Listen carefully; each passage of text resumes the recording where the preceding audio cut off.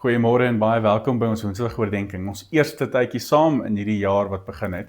Nou, ek vertrou dit gaan goed met jou en dat jy gereed is vir die dag wat voorlê. Vol moed, vol energie en gereed. Nou, komende Sondag begin ons met 'n splinternuwe gebedsreeks en ons begin deur om die vraag te vra: hoekom gebed? Hoekom gebed? Hoekom is dit so belangrik? 'n Vraag wat ek en jy eintlik moet vir onsself vra en wat ons eerlik moet antwoord. Is gebed nog belangrik vir my? Is dit 'n prioriteit in my lewe? Want jy sien, gebed het twee kante. Gebed kan of oppervlakkig wees en niks beteken nie, of dit kan eerlik en intiem wees en dit kan iets beteken. Dit laat my dink aan die fariseer en die tollenaar, die fariseer wat by homself staan, vol trots, wat hy eintlik sê: Here, ek dank ek is nie soos hierdie mense nie, soos hierdie sondaar nie. Ek vas soveel keer 'n week, ek is hierdie perfekte persoon, ek is hierdie mooi persoon, en dit is so oppervlakkig en dit gaan net oor homself.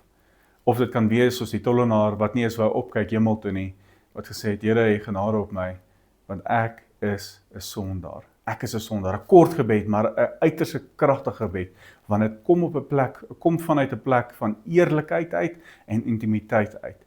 Die Here verwag nie van my en van jou oppervlakkige gebede nie.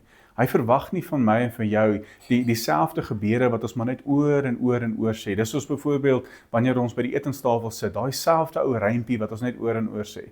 Die Here stel nie belang in rympies nie. Hy stel belang in jou in jou hart, in jou as mens. En hy wil hê jy moet kommunikeer van 'n plek van eerlikheid uit.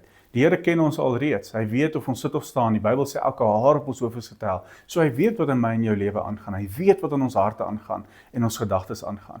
Maar hy wil hê dat ek en jy met hom moet kommunikeer vanuit 'n plek van eerlikheid. Waar ons sê: Here, hier is ons. Ons maak ons harte oop, ons maak ons gedagtes oop en ons deel met die Here intiem wat in ons lewens aangaan. Dit gaan nie net oor onsself nie, maar dit gaan oor hom, om te besef wie hy is, dat hy is die almagtige een, hy is die alomteenwoordige een, en vir hom al die eer te kan gee in my en jou lewe. So my vraag aan jou is: hoe lyk jou gebed? Is dit oppervlakkig? Is dit net woorde?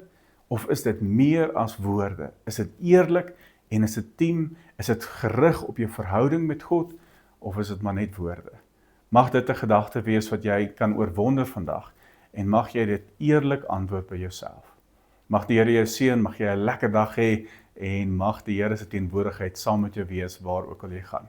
Tot volgende week, selfde tyd, selfde plek. Totsiens.